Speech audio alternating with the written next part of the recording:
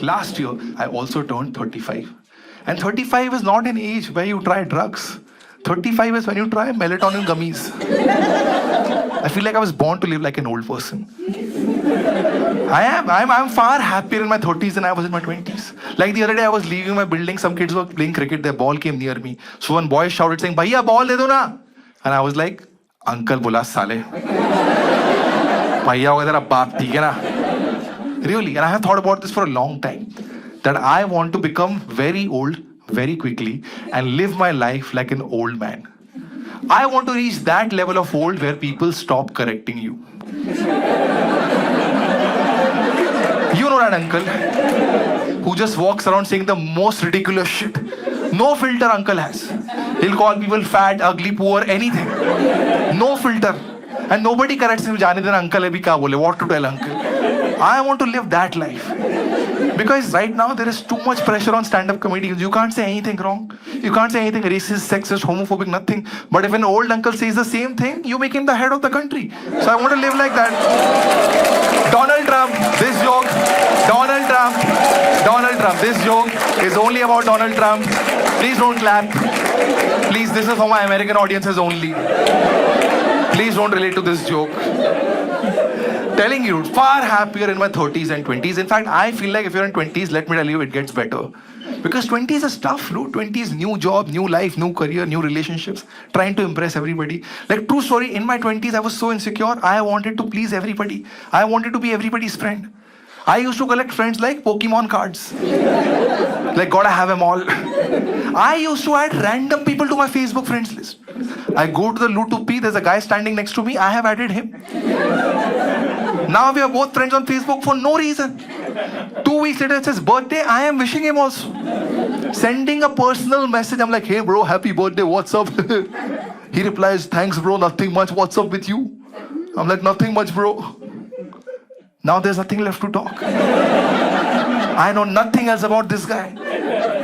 So I'm trying to think of common topics of discussions. I'm like, "So bro, do you still go to pee sometimes or what?" Just dumb shit you do in your 20s to impress people. 30s is so much better, right? In your 30s, you wake up every morning, Facebook reminds you it is so-and-so's birthday, and you delete that person. Best life. Zero friends, best life. And I'm telling you, if you think you will not become old and boring, you are wrong. Because let me tell you a secret. There is a switch in every human being's head that flips once you cross 30. It happens one night. You don't realize it when you turn old. I remember when it happened to me. It happened to me 2 years ago. I'll tell you the story. I've been living in this apartment where my neighbors for the last couple of years are these 4 engineering college students. 4 boys live next to me. And of course, they're students, so every night they drink, smoke, party. I never disturbed them. I'm like, of course, they're kids. This is the age. Let them enjoy. But 2 years ago, one night, I heard loud music coming from their house. And my first thought by default, I heard myself say this to my wife. I was like, "ये bachelor लोगों को building में घर देना ही नहीं चाहिए." Peak building uncle mode activated. Standing for society elections next week. My wife is no less. She's also turning into a behenji day by day. Because she's also 35.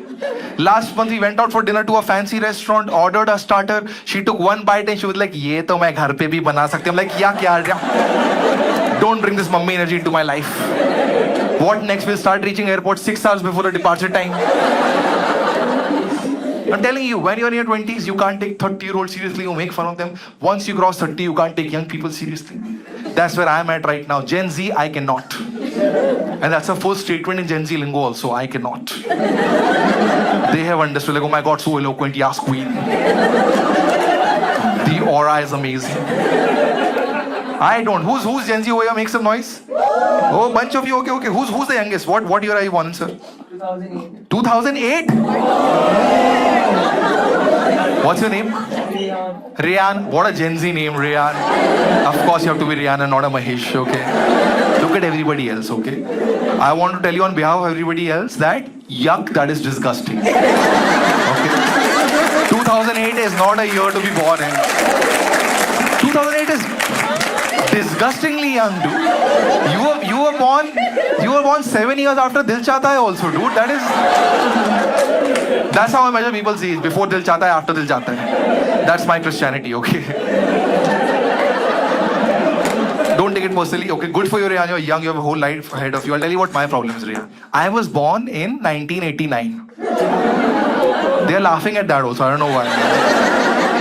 The problem is because I'm 89 born, all my friends and social circles who I hang out with are around my age range. They're like 84, 85 born, or on the younger side, 94, 95, 96 born. That's the circle that I exist within. So I have a psychological block. I cannot comprehend the fact that there are people who can be born after the year 99, who can now be grown-up, mature adults. I'm telling you, if you're born after the year 99, to me, you will always remain a sperm. I cannot take you seriously.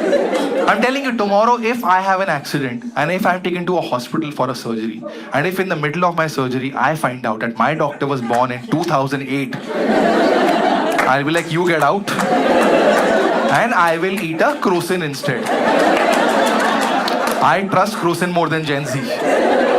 Because croissant has been around for 30, 40 years, alright. Croissant has invested in mutual funds.